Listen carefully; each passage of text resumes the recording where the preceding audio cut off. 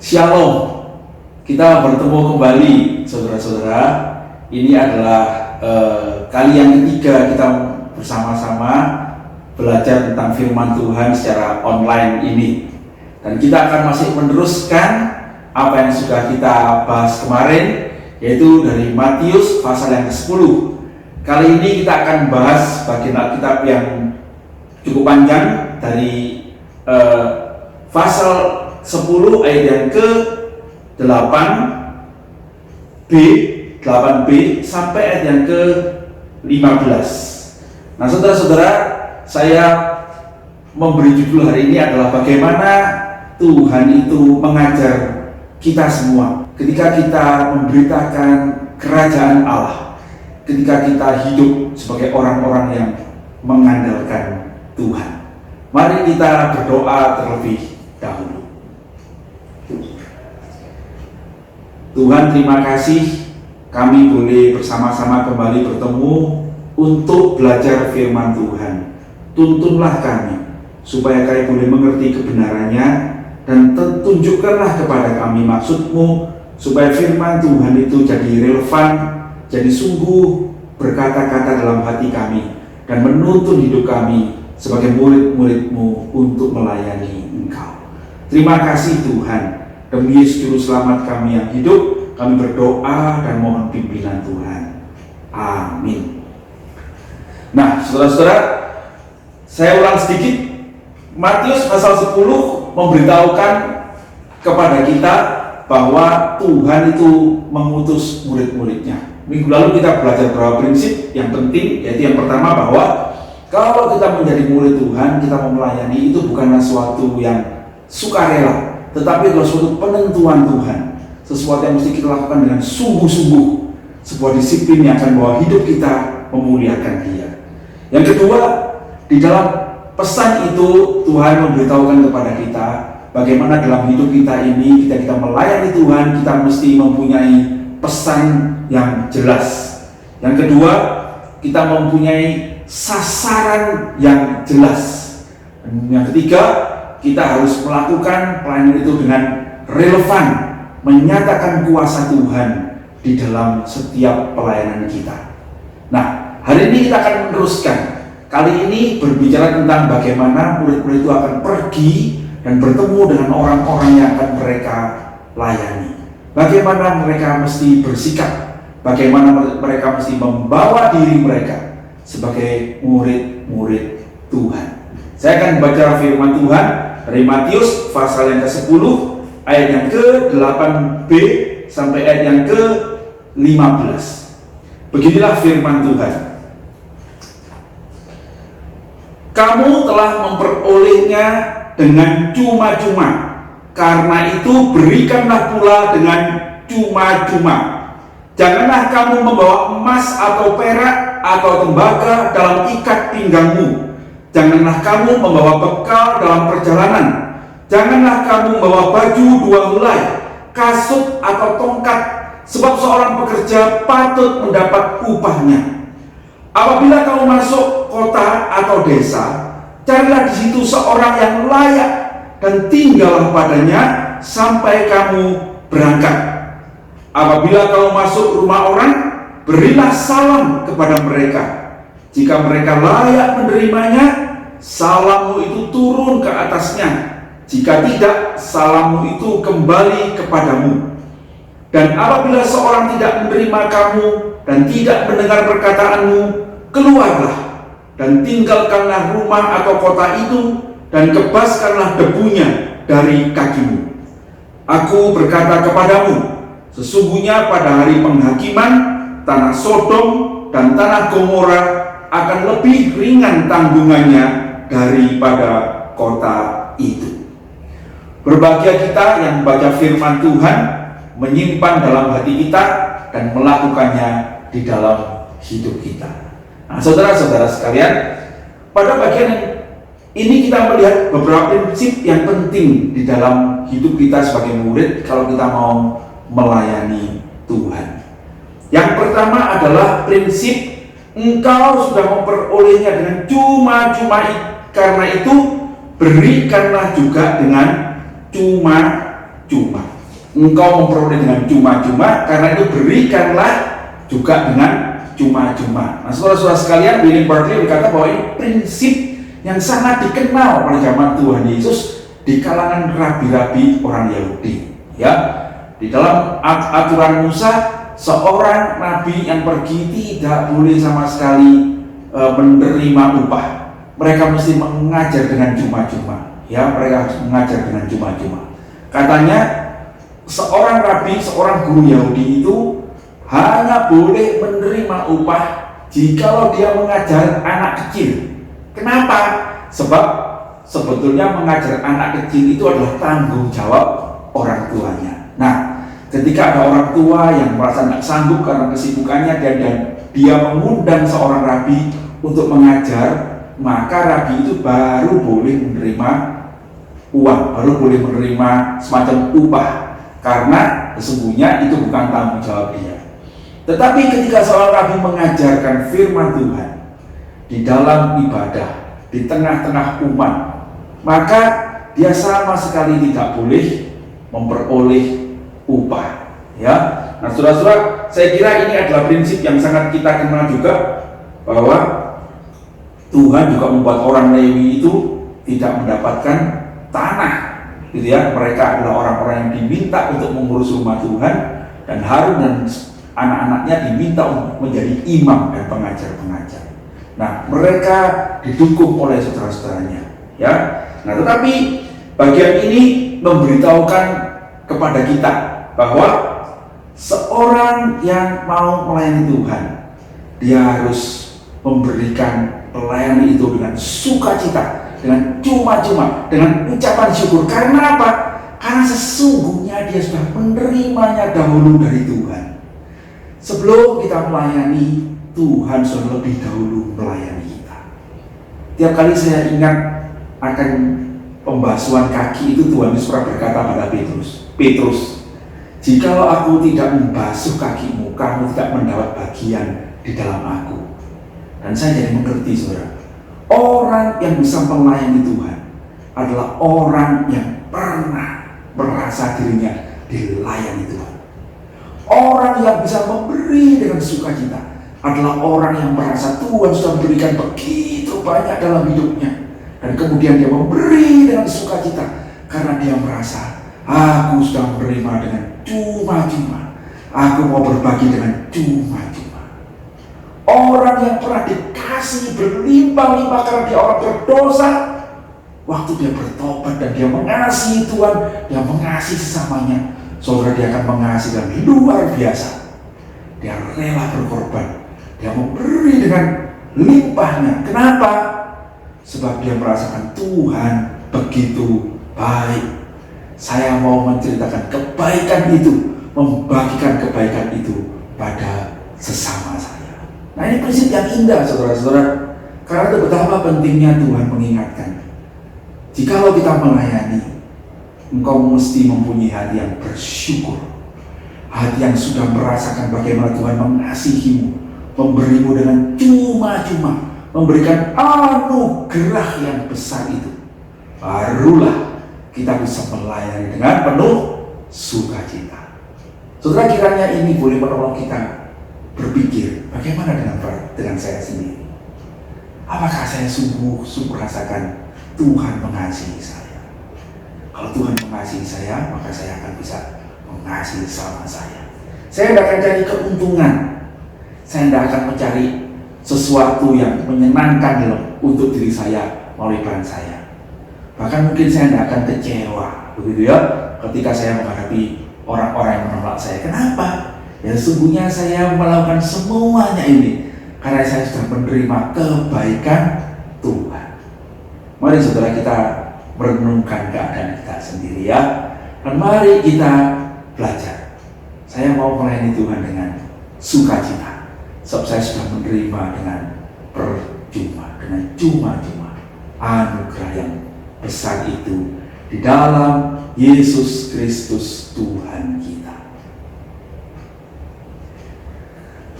Prinsip yang berikutnya, saudara-saudara, kemudian dikatakan begini, Janganlah kamu bawa emas atau perak atau tembaga atau ikat pinggang dalam ikat pinggangmu.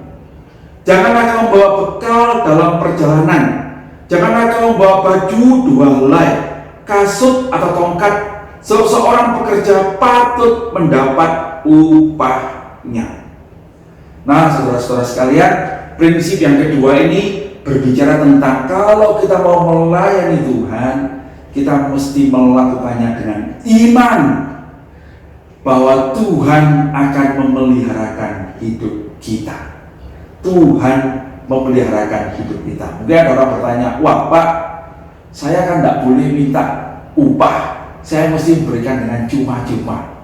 Lah kalau gitu saya mesti mempersiapkan diri dulu dong, gitu ya. Saya cari uang dulu, saya mesti mencukupkan diri supaya waktu saya melayani, saya tidak dapat upah, tapi saya sudah punya semua yang saya butuhkan, gitu ya, sehingga saya merasa aman, keluarga saya merasa aman, saya bisa melayani dengan bebas. Saudara-saudara, ini mungkin prinsip yang baik menurut kita, ya, menurut kita. Jadi kita tidak membebani, gitu.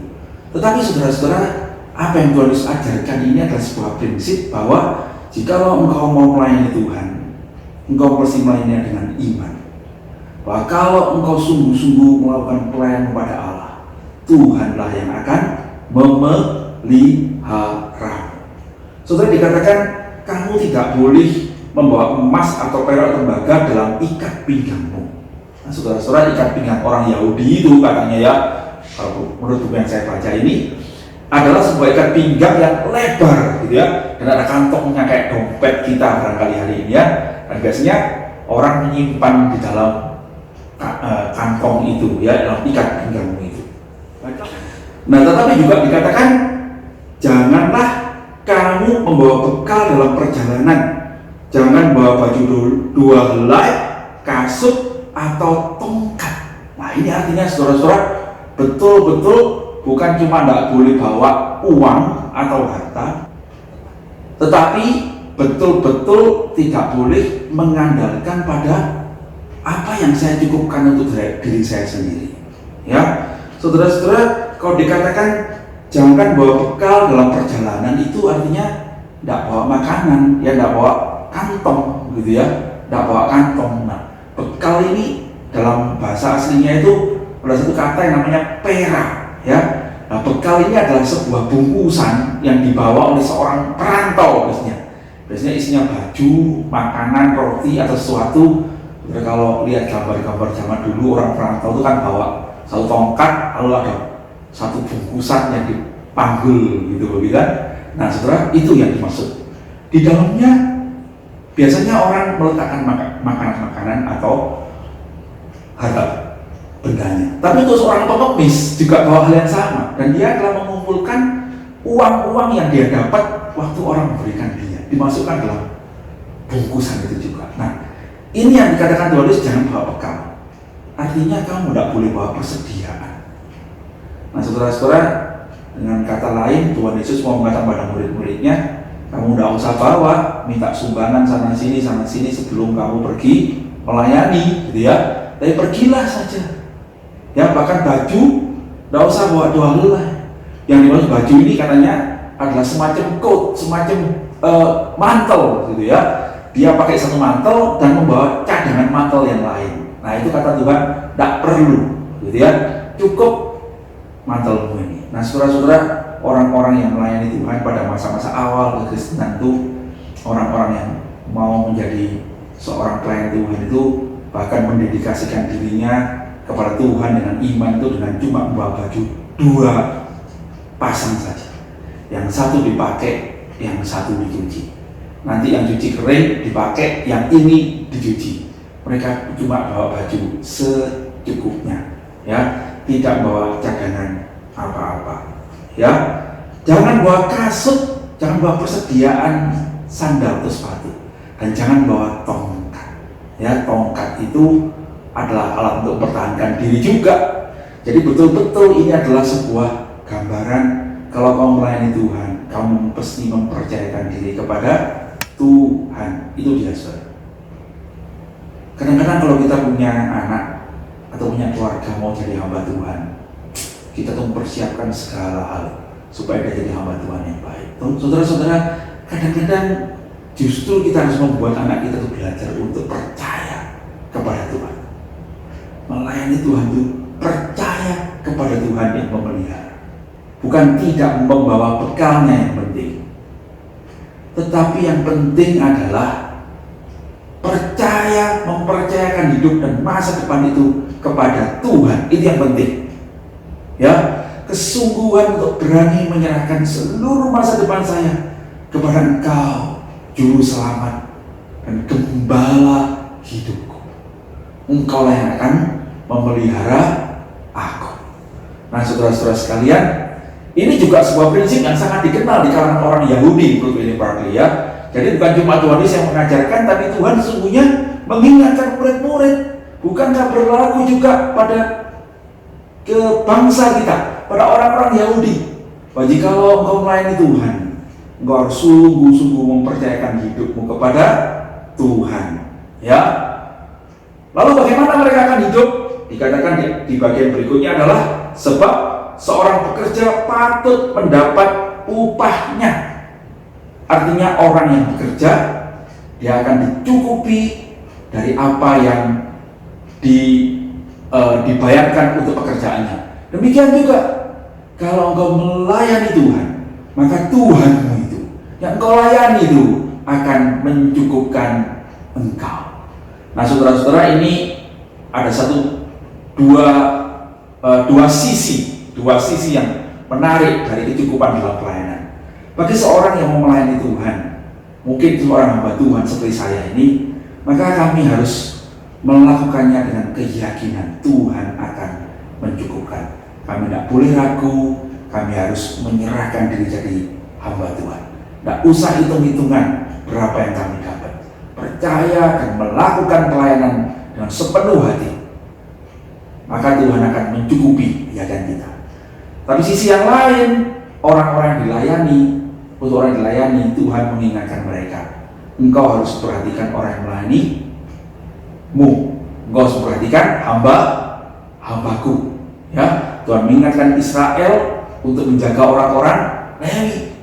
Bahkan semua persembahan yang terbaik yang diberikan kepada Tuhan itu orang Lewi yang boleh makan. Ya, dan demikian juga dengan orang-orang Yahudi pada waktu itu. Saya akan membacakan bagi saudara satu bagian yang ditulis oleh William Barclay tentang ada seorang rabi Yahudi yang bernama Rabbi Eliezer bin Yakob.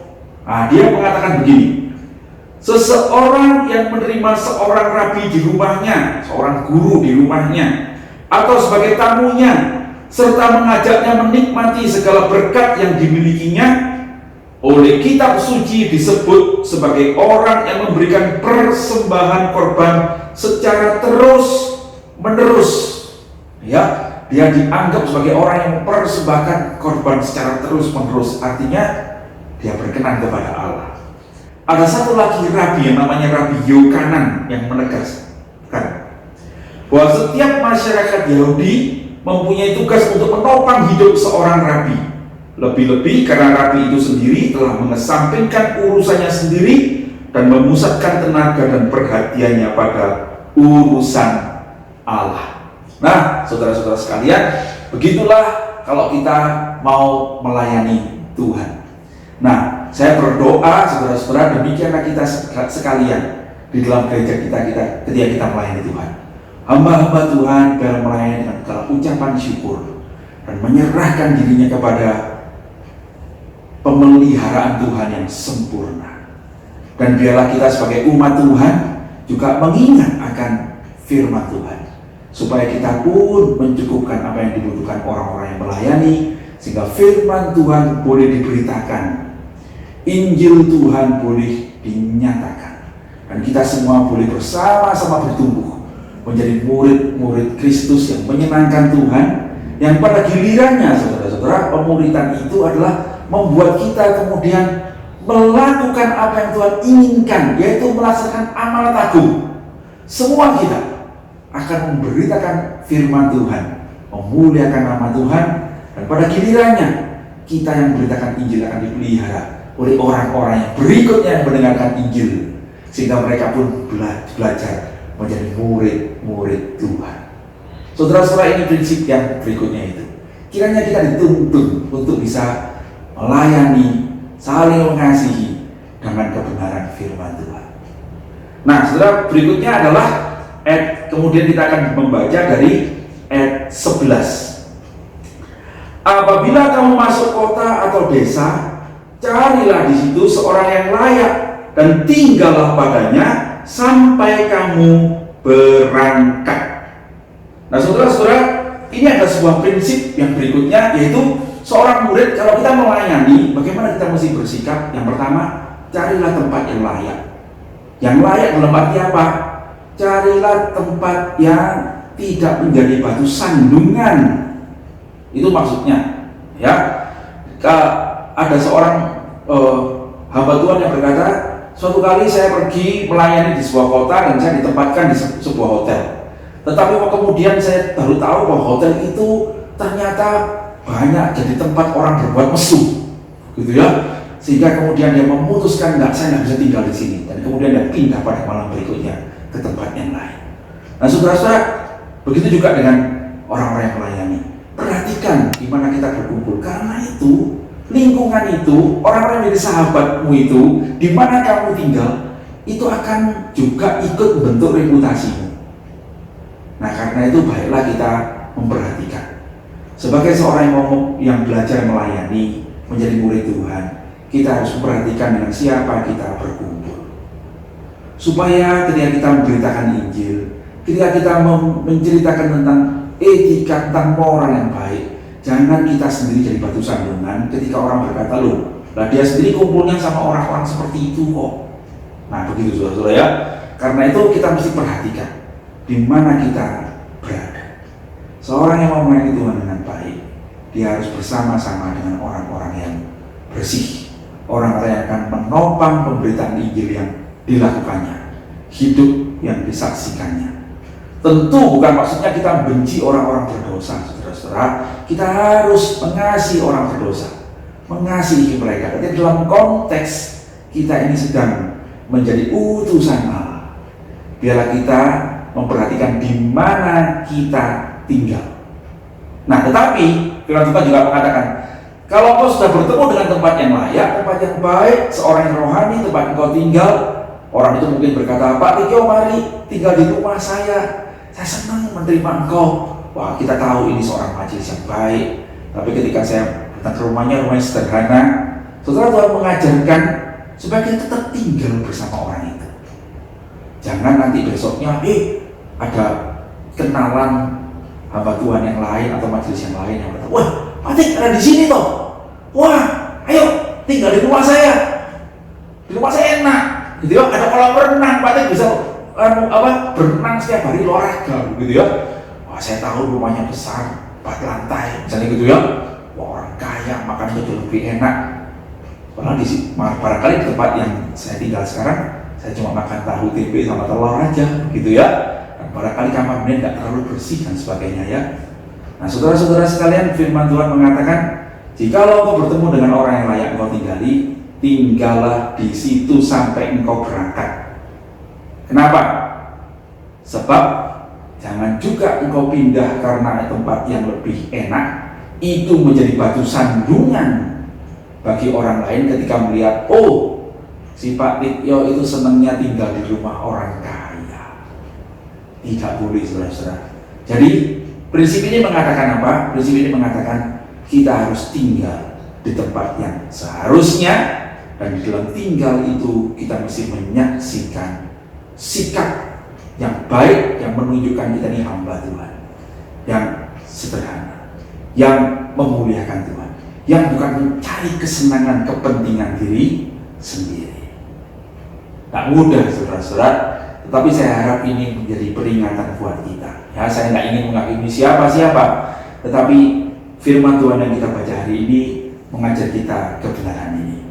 Tempat tinggal kita, di mana kita berkumpul, bagaimana kita bersikap dengan kesenangan yang ditawarkan kepada kita, dengan tempat di mana kita tinggal, itu akan menentukan juga kesaksian kita sebagai murid Tuhan, sebagai seorang yang melayani Tuhan.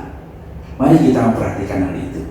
Dan mungkin bagi jemaat-jemaat yang punya maksud baik, kiranya juga menjadi perhatian, begitu ya. Biar kita juga memperhatikan hal seperti ini sehingga tidak menjadikan maksud baik kita itu justru jadi sandungan bagi orang lain. Ya, mungkin bisa mengecewakan jemaat yang sederhana dan sebagainya, begitu ya. Baik, berikutnya. Kemudian Tuhan berkata, apabila kamu masuk ke rumah orang, berilah salam kepada mereka. Jika mereka layak menerimanya, salammu itu turun ke atasnya. Jika tidak, salammu itu kembali kepadamu. Nah, saudara, ini sudah prinsip yang lain, yaitu apa? Kalau engkau datang ke rumah orang, kalau engkau melayani seorang dan orang itu menerimamu dengan sukacita, gitu ya, berikanlah salam kepadanya. Kalau dia menerimanya, maka salam itu akan turun atasnya. Dalam bahasa aslinya itu katanya ada kata penuh. Salam itu biarlah turun penuh ke atasnya. Nah, saudara-saudara, ini adalah satu gambaran yang menarik.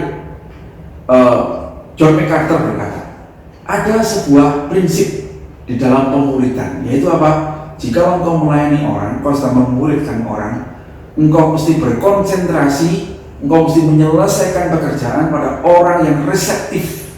Reseptif artinya orang yang menerima, yang terbuka menerima Injil, orang yang haus akan kebenaran. Saudara-saudara, kita memang harus melayani semua orang.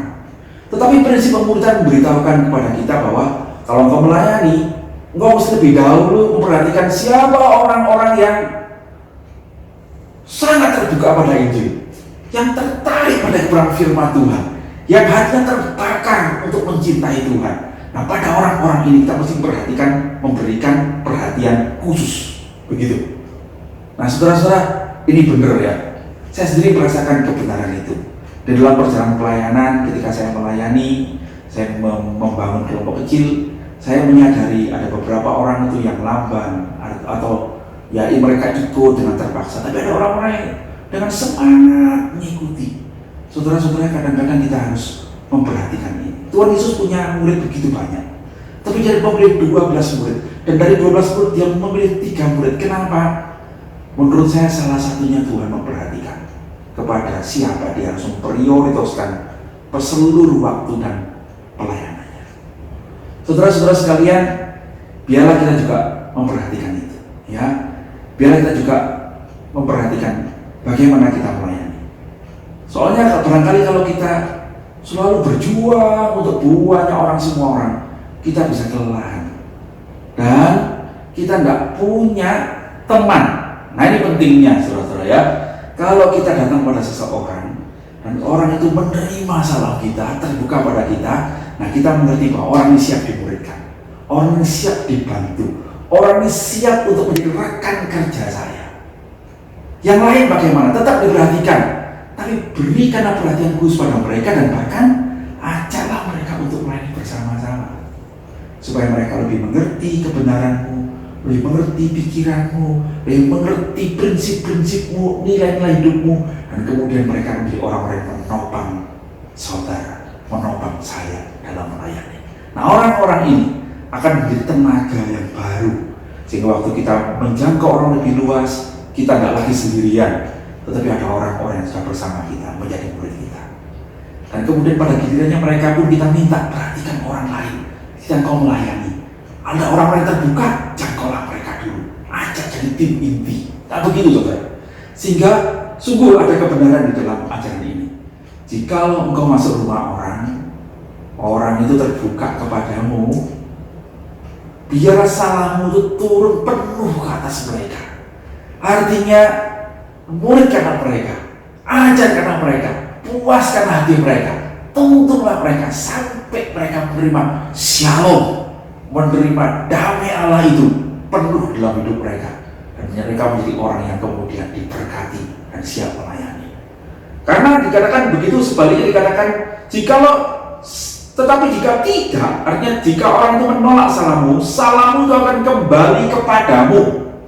Artinya, saudara-saudara, Tuhan mau mengatakan Kalau engkau memberikan salam, lalu orang itu menolaknya, engkau sudah berusaha mengajak dia datang, membawa dia pada Tuhan, dan dia menolaknya, sesungguhnya apa yang kamu usahakan tidak sia-sia kok. Salam itu akan kembali kepadamu. Dia tidak akan menerima sesuatu yang lebih baik, tetapi engkau akan mendapatkan kembali apa yang sudah kau usahakan itu. Ya saudara-saudara, nah William Barclay mencatat ini adalah juga kebiasaan yang sebetulnya diceritakan kembali oleh Tuhan Yesus pada murid-muridnya, ya, yang mengatakan bahwa orang-orang di Timur Tengah itu selalu menganggap kalau dia mengucapkan shalom pada orang, shalom aleichem, gitu ya, kiranya damai sejahtera Tuhan turun atasmu, dan itu artinya dia sedang memberikan berkat pada orang itu, gitu ya, dan berkat itu terbawa kepada dia. Nah, tahu-tahu dia tahu misalnya, ternyata orang itu adalah orang yang membenci Tuhan. Dia adalah orang yang tidak seharusnya menerima salam itu. Katanya orang Yahudi atau orang Timur Tengah itu bisa datang ke orang itu dan berkata, saya tahu engkau tidak senang kepada Tuhan yang aku percaya. Aku menarik kembali shalomku. Nah, begitu saudara ya, yang menunjukkan bahwa orang itu tidak layak menerimanya. Saudara-saudara sekalian, ini ada prinsip yang berikutnya sebetulnya. Yang terakhir itu yang dikatakan bahwa kalau ada orang yang sudah engkau beritakan firman Tuhan, tetapi untuk menolaknya, sesungguhnya dia akan kehilangan berkatnya. Bahkan di dalam bagian berikutnya dikatakan begini, dan apabila seorang tidak menerima kamu dan tidak mendengar perkataanmu, keluarlah dan tinggalkanlah rumah atau kota itu dan kebaskanlah debunya dari kakimu. Artinya apa saudara-saudara? Ada sebuah prinsip, tidak usah berkutat dengan sesuatu yang sia-sia. Kira-kira begitulah. Ya, apakah artinya kita tuh tidak memberitakan Injil pada orang berdosa? Enggak, saudara, kita mesti memberitakan Injil pada orang berdosa. Ya, kita mesti mengerti bahwa ini adalah prinsip yang pertama. Tuhan sedang melatih murid-muridnya untuk memberitakan Injil dalam waktu yang pendek, dan Tuhan ingin beritakanlah Injil kepada sebanyak mungkin orang. Kalau kamu ditolak, tidak usah berkutat di tempat itu, pergilah ke tempat yang lain, ke tempat orang menerima Injil itu. Tetapi dalam jangka lebih panjang, dalam masa sekarang barangkali itu, artinya apa? Kadang-kali kita memberitakan Injil dan kita ditolak, saudara-saudara. Engkau sudah mengusahakan dan engkau ditolak, Tuhan, engkau mesti meninggalkan tempat itu. Sudah, ya, jangan berkutat di situ, tinggalkanlah. Bahkan Tuhan mengatakan kebaskanlah debu di kakimu. Ini artinya apa, saudara? Ini begini, saudara. Di dalam kebiasaan orang Yahudi itu menganggap wilayah mereka, tanah air mereka Israel itu adalah tanah perjanjian Tuhan, tanah yang suci. Sehingga waktu mereka keluar dari Israel, mungkin ke Libanon atau ke Damsyik, gitu ya. Kalau mereka pulang kembali ke wilayah orang-orang Yahudi, di pintu masuk ke daerah Israel, mereka akan berhenti sebentar. Kemudian apa? Mereka akan mengebaskan debu di jubahnya, lalu mengebaskan debu di sepatunya. Ya, sepatunya dikebas-kebasin supaya debu dari luar itu tidak masuk ke Israel, karena mereka menganggap itu debunya orang kafir. Ini tanah yang suci, itu tanahnya orang-orang yang tidak kenal Tuhan. Begitu, ya. Sehingga dengan kata lain, seakan-akan Tuhan mau mengatakan, tinggalkanlah dan anggaplah mereka itu tidak kenal Tuhan. Mereka sudah mendengarkan kabar baik, tapi mereka menolaknya. Sudahlah, tinggalkan aja. Kamu anggaplah tidak lagi bertanggung jawab atas nasib mereka. Begitu. Nah, saudara-saudara sekalian, jadi dengan kata lain, memang dalam kekekalan ini, di dalam pemberitaan firman Tuhan, memang saudara kita harus mengakui ada orang-orang yang akan menolak Tuhan dengan cara seperti itu. Tetapi jika kita sudah memberitakan Injil dan mereka tetap menolaknya, Tuhan seakan-akan berkata, engkau tidak bertanggung jawab lagi atas nasib mereka. Tetapi apakah itu artinya kita beritakan firman Tuhan dengan asal-asalan? Tidak, saudara-saudara. Ya, tapi beritakanlah Tuhan, firman Tuhan sepenuh hati. Kalau engkau ditolak, nah, engkau mesti lebih dahulu memprioritaskan orang yang menerima itu tadi. Ya, sudahlah, barangkali ya kita berdoa nanti ada orang lain yang datang, karena barangkali orang itulah yang diterima dan Injil tak diselamatkan. Mari kita tetap percaya pada kasih setia Tuhan, tapi kita tidak usah rasa bersalah.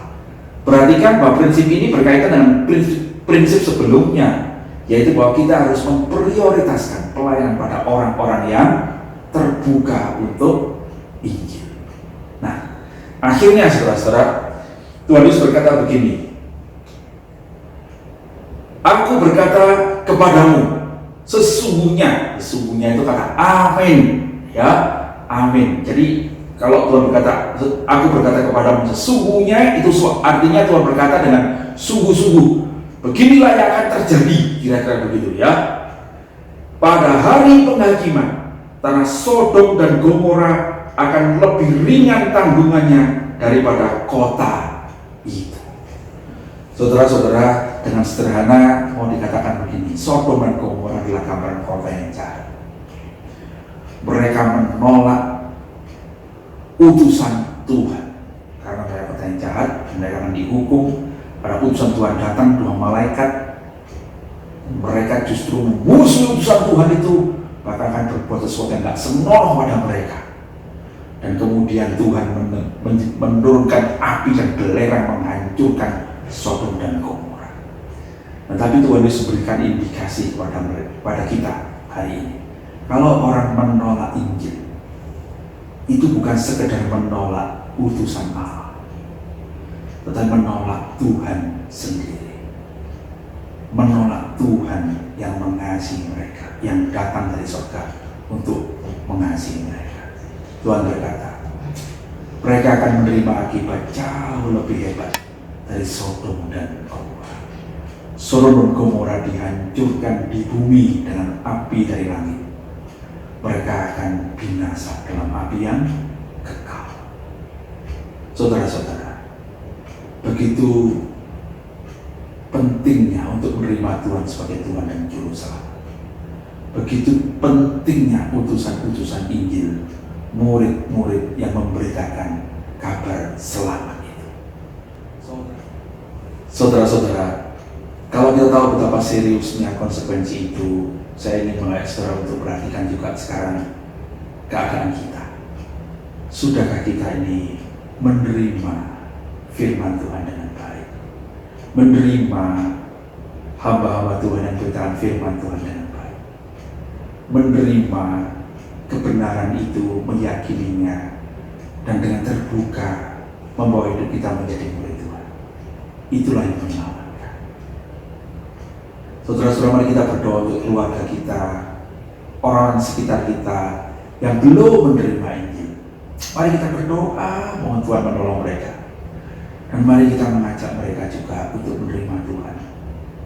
Karena begitu mengerikannya orang-orang yang menolak Tuhan.